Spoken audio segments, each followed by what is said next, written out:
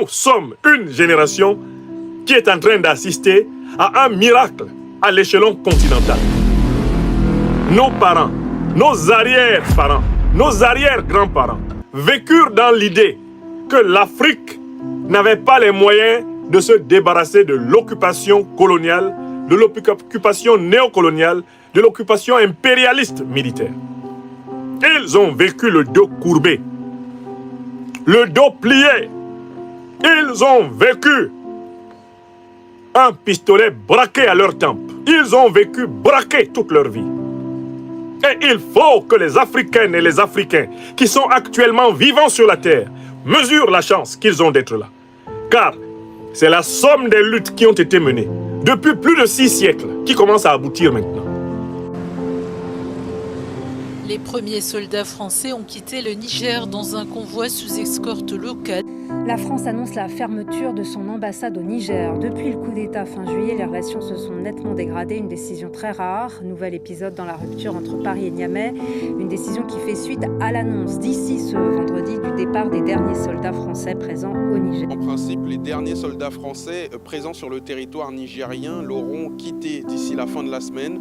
Le climat s'est dégradé entre Paris et Niamey ces derniers mois depuis le coup d'État du 26 juillet dernier. Aujourd'hui, plusieurs militaires à la tête du pays accusent la France d'être en partie responsable de l'insécurité au Niger. Et à travers la société civile, une partie des activistes comme une partie de la population pense la même chose et exprime du soulagement au départ de l'armée française. Il ne faut pas non plus que nous qui vivons au XXIe siècle prenions la grosse tête au point de penser que la lutte aurait commencé avec nous. Est-ce que vous savez que la lutte qui aboutit maintenant à la libération du sol malien par l'armée française, à la libération du sol burkinabé par l'armée française, à la libération du sol nigérien par l'armée française, est-ce que vous savez que c'est une lutte qui a commencé contre le premier commando négrier qui a attaqué l'Afrique? Est-ce que vous savez que c'est la même lutte qui s'est poursuivie jusqu'à l'instant où je vous parle pour que l'Afrique cesse d'être occupée par des puissances qui viennent piller les richesses africaines et qui en retour en Europe mettent en place des lois d'immigration pour se moquer des Africains qu'elles ont tourmentés en Afrique, perturbés en Afrique, massacrés en Afrique, éliminés en Afrique, écrasés en Afrique, et sur lesquelles les mêmes puissances viennent élaborer des lois contre l'immigration. Vous traversez avec armes et bagages, vous traversez avec des bombes pendant des siècles et des siècles la mer Méditerranée, l'océan Atlantique, l'océan Indien. Vous envahissez les Africains, vous les massacrez pendant des siècles. Certains sont obligés de fuir leur pays, de fuir leur continent pour sauver leur vie et avoir une descendance.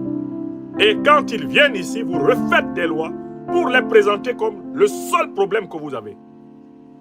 Vous refaites des lois d'immigration pour les stigmatiser, pour menacer les plus cultivés d'entre eux, leurs étudiants, de cautions iniques, pour leur faire payer des rançons, les mêmes rançons négrières. Vous les recommencez, alors que vous n'avez pas fini de les traumatiser sur leur continent originel. Ici, vous les prenez en tenaille pour les traumatiser encore.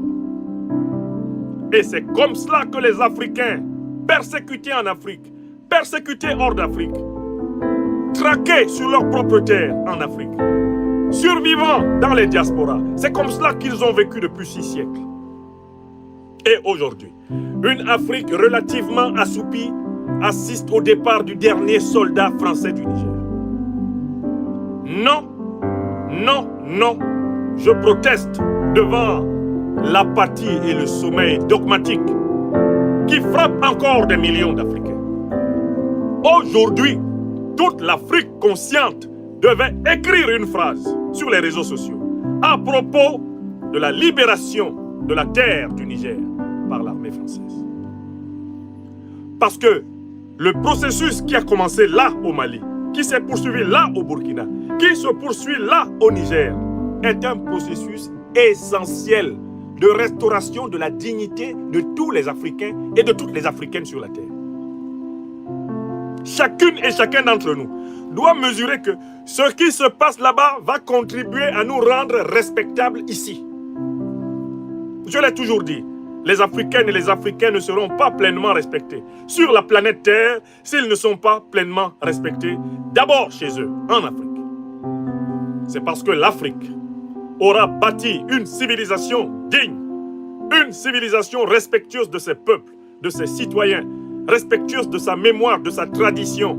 C'est parce que l'Afrique aura bâti cette civilisation que les Africains sur les 5 continents de la planète, sur tous les océans, sur tous les fleuves, les mers et dans les airs, seront regardés autrement. La révolution africaine est essentielle à l'amélioration de chacune de nos vies et de celle des enfants qui nous sont nés, et de leurs enfants, et de nos arrière-petits-enfants, et de toutes les générations futures.